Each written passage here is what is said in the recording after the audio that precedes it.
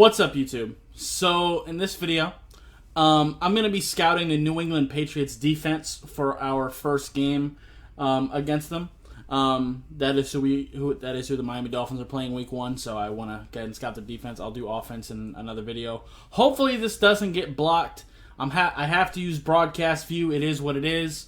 I'm going to try to do my best to try to edit it in a way that might allow me to show it. Hopefully.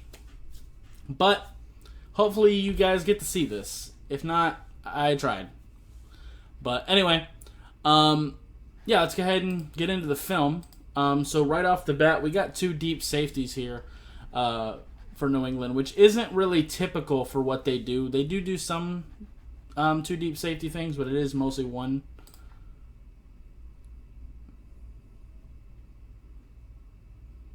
That is one thing that you will get from New England, though, is consistent tackling. But this is what you'll see a lot is one single high safety back there. You see quite a bit of press man coverage as well, which is something that we can exploit. And even when they are in zone, a lot of times it's cover 3, so it's still mostly one deep safety. That's how they've been the last few years and how they've been in preseason so far for the most part.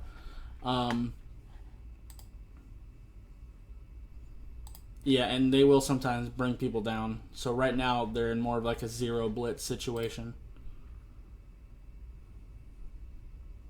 That is one thing that New England does do, and something that Miami does a little bit too, is they move their safeties around quite a bit. So right now this safety is giving Daniel Jones the idea that it's a single high safety, but just based on where he's at, you can pretty much be safe in assuming that it's not going to stay that way. Because typically, if you're a single high safety, you're going to be more toward the middle of the field. Now, sometimes you will line up with the hash based on where the center is lined up. But you still would be more centered. When they're off like this, usually they're either going to move toward the center, or another safety will drop back and it'll actually be two deep safety, but they're disguising it. Or this safety will come down and they're in coverage with somebody. And also sometimes this safety will move down and another safety will move up. Just different things that we can see pre and post snap. That is something that Tua is going to have to deal with. It's something that he had to deal with multiple teams last year, including New England. The Raiders did it as well, so, and quite a few other teams were known for moving their safeties around.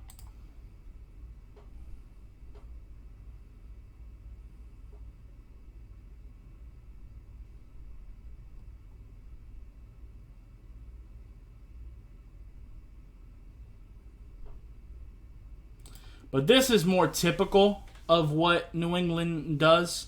So now you see the safety more so in the middle of the hash marks, right? So this is more typical single high safety, and you've got press man coverage from both of the corners. So we'll see a lot of this, and sometimes they will have the safeties back up a little bit and play cover 3. Either way, with a single high safety, this is open field closed. Basically what that means, if it's a single high safety, then obviously this part of the field is covered by him. But if it was two deep safeties, one here, then you can throw to the middle with an accurate ball. But every defense has ways to attack it. With single high safeties, you typically want to attack the outsides, because obviously he can't assist this corner and this corner at the same time, right? So if you put both of these two receivers on go routes, he can only help one of them. So that's kind of the idea there. You can kind of set him up where he cannot be right. So you can do things like that. So you're going to get a lot of one-on-one looks, but you can also attack the flats. You can do, because it is only one single high, you can get some crossing routes over the middle, but keep it kind of low. Just stuff like that. With single high safety, you want a lot of looks that are going to get you some yak yards. So, yeah.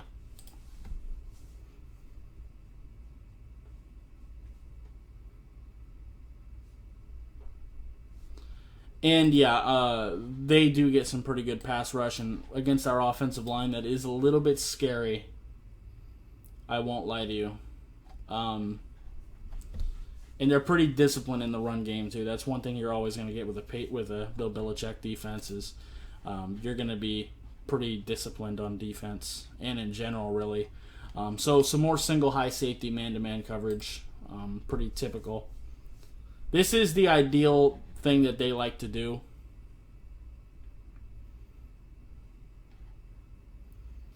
Because they have pretty good corners on the outside.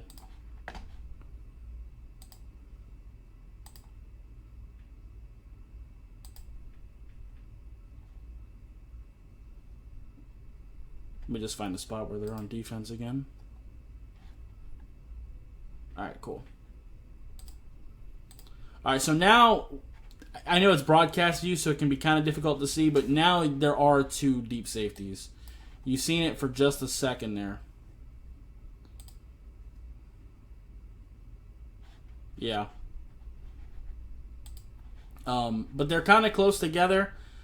Most likely they're going to move a little bit toward the sides once the snap happens.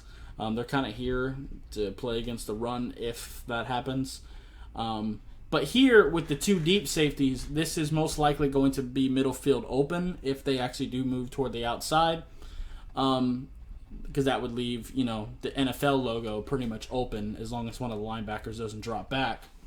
But if not, if they're both standing here in the middle, then the outside is super exposed and throwing things to the flat, toward the sideline, stuff like that would be really, really effective. Also, what the Giants are doing right here, look for us to do this too, because they do like to do a lot of man coverage and a lot of single high safety looks. So these little bunch formations, look for us to do that quite a bit. So look for that. I could see us doing some reverses with like Waddle or Grant as well. Use that speed advantage. Okay, this is a different look. This one looks like a zero blitz.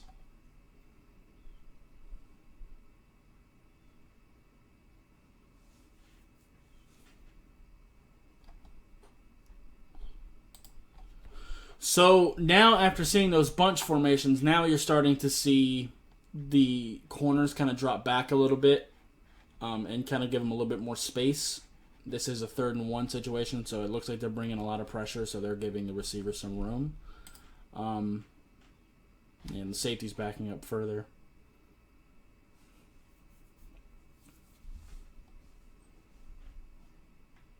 Hopefully we can establish some sort of run game, but their defensive line is pretty decent. So that's going to be pretty tough, especially with our O-line. We're most likely going to have to beat them through the air. But we can't afford to be one-dimensional against New England. Like I said, these bunch formations is something that we're probably going to be doing. And also, these bunch formations also pretty much force you to not press. It kind of forces you to back up, which is nice. Because the advantage of having press coverage is that you can jam them at the line of scrimmage. But as you can see, this receiver is 2 yards back, so you can't jam him in this situation.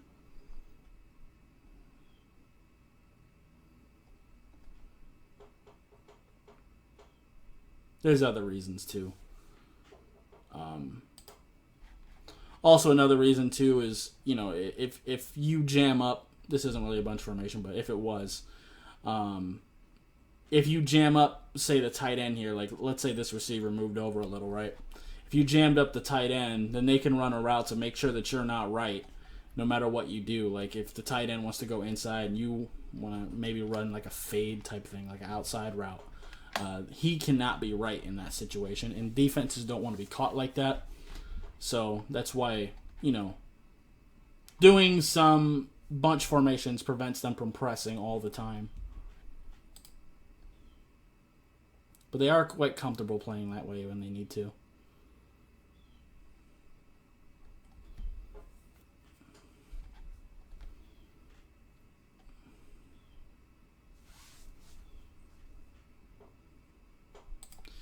So this is a tendency I'm starting to see on third downs, kind of similar to us, right? On these like third down situations, they seem to really like those zero blitzes.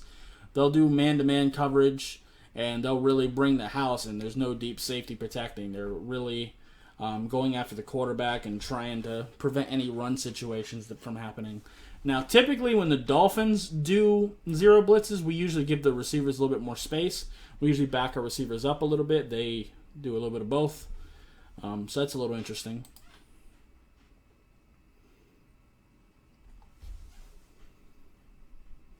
But that is how you try to exploit that, is just try to get rid of the ball quickly and get some yak. Yeah, they're going to do it in this situation as well. They're able to get the first. The Giants' offensive line is much better for the run game than ours is.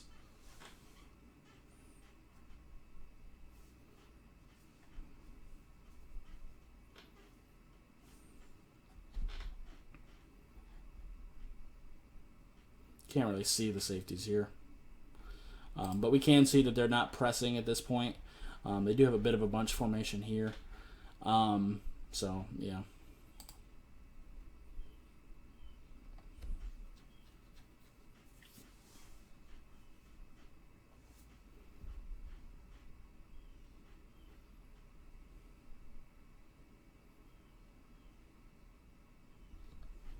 Man, that's a bad drop.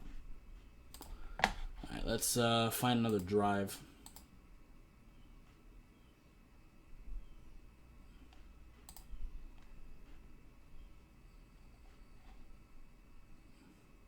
All right.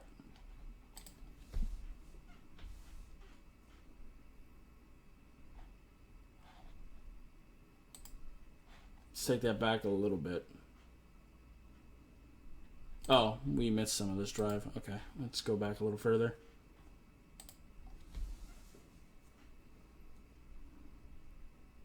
Okay, here we go.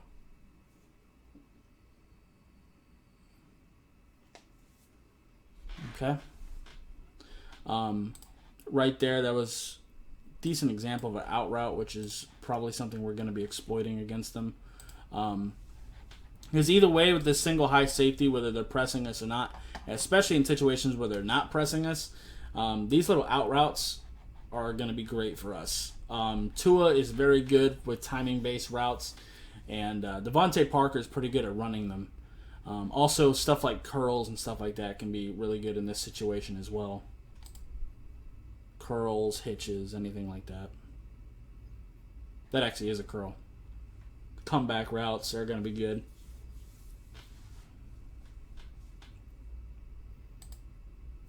Like I said, these situations are going to be pretty big. Honestly, I would love to see some situations with like Jakeem Grant, even though I know he can't catch whatever, but put him and Jalen Waddle out here at the same time with a bunch formation, and then just try to make them have to catch both of them. I'd love to see that.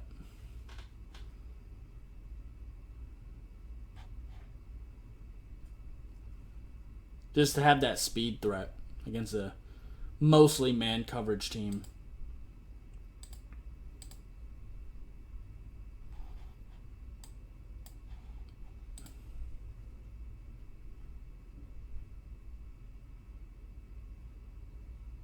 Yeah. So this is kind of what I'm talking about, right? This is going to be...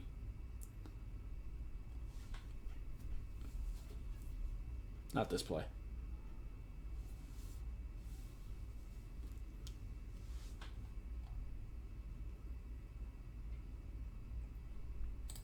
So this is going to be something I want to see us do too, especially, like I said, because they do a lot of man coverage. You want to get in a situation where you're clearing out the direction you want to throw. For example, this deep safety is too far away to guard this sideline at this point, especially because you're going to have to... He's going to have to deal with this side as well. So if you have like your tight end or whatever kind of run this way to kind of keep him from going toward this sideline, so these two defenders have no help, that's a pretty good situation for you.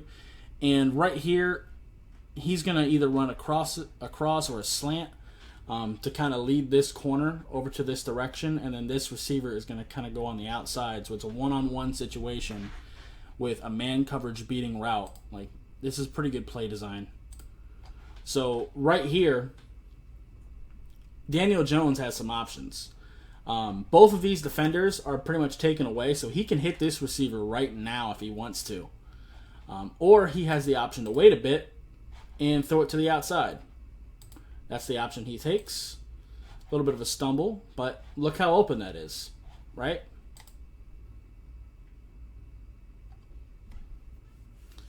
So those are some things that we're going to want to implement against New England.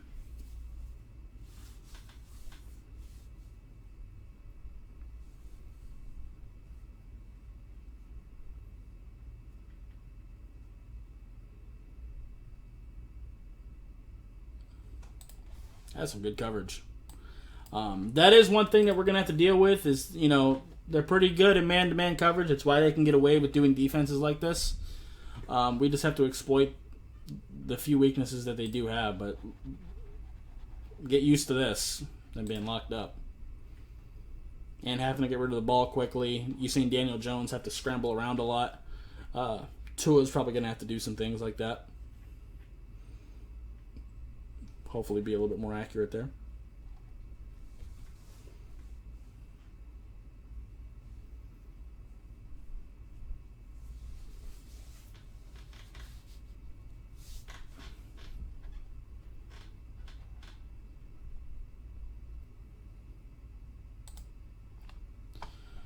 Yeah, they just play control really, really well because all these lanes are pretty much blocked up.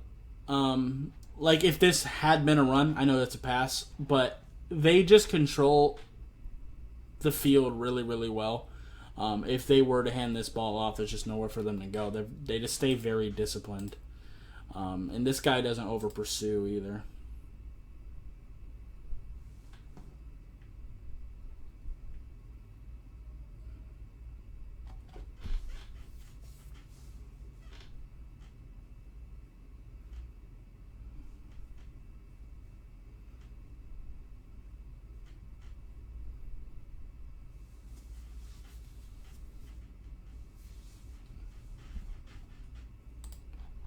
Let's get to, I guess a goal line stand will be kind of good to see. Not as much to really break down with the goal line stand as much. As far as us exploiting them, we're just going to have to block decently, which is a pretty tall order with our offensive line.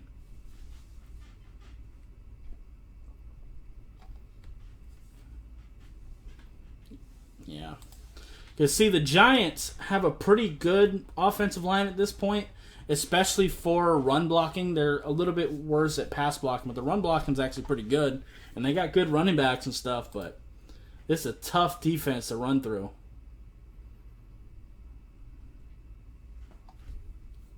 Hopefully Tua throws a little bit more accurately. I said that before, but still. Man, I don't like Daniel Jones. I think Daniel Jones is really bad.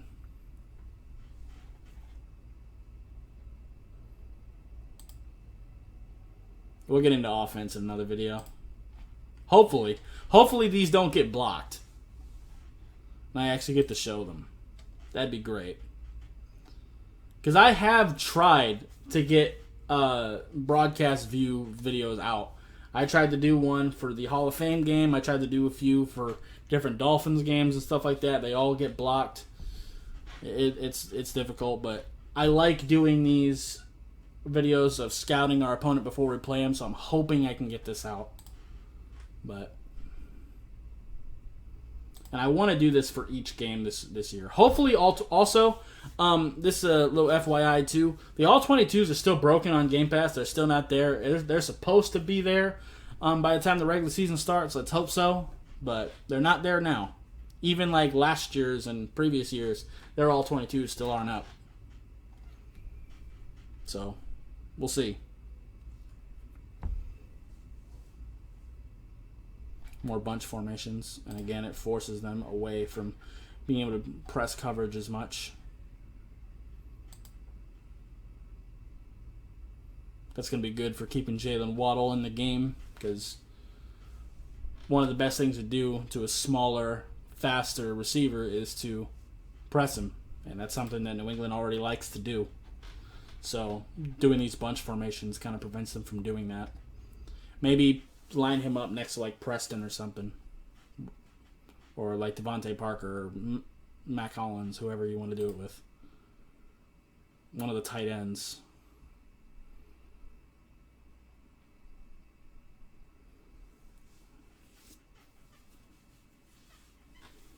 I think we kind of get the idea, though.